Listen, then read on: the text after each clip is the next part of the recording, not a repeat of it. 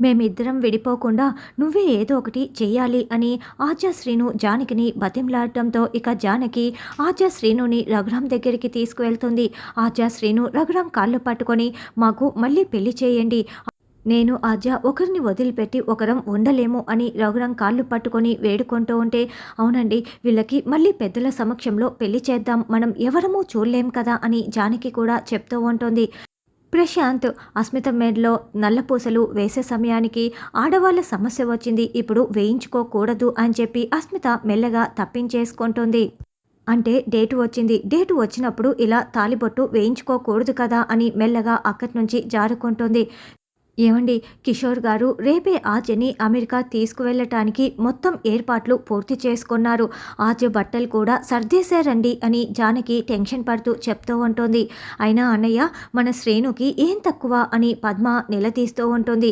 ఆస్తి, హోదా, ఉద్యోగం ఇవన్నీ ఏవి కూడా శ్రీనుకి లేవు కదా అని రఘురాం చెప్తుంటే, ఇవేవీ లేని శ్రీనుకి నా కూతుర్నిచ్చి ఎలా కాపురం చేయిస్తాను అని కిషోర్ గారు నిలదీస్తున్నారు, మనం ఏం సమాధానం చెప్పాలి అని శివరాం కూడా బాధపడుతూ ఉంటారు.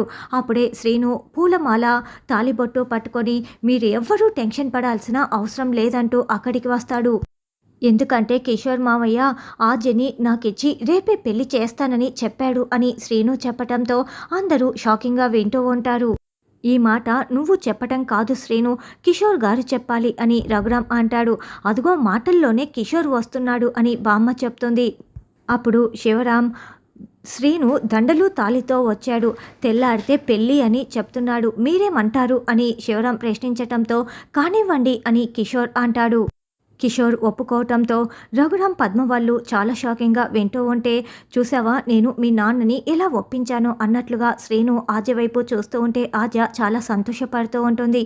ఇక జానకి హమ్మయ్య కిషోర్ గారు ఒప్పుకున్నారు, రేపు ఆద్య శ్రీనులకి మళ్ళీ పెళ్లి జరగబోతోంది అని జానకి చాలా సంతోషపడుతూ ఉంటుంది. అయితే అంతకుముందు జరిగిన సంఘటన ఇప్పుడు మనకి చూపిస్తూ ఉంటారు.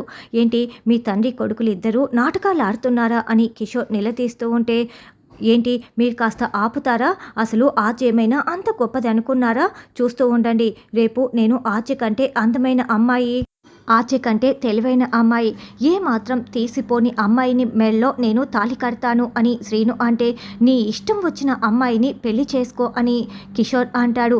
మీరు రేపు నేను తాళి కట్టేటప్పుడు కూడా ఇదే మాట మీద ఉండాలి, ఉంటారా అని శ్రీను అడగటంతో, ఉంటాను, నీ ఇష్టం వచ్చినట్లు చేసుకో అని కిషోర్ చెప్పి ఉంటాడు.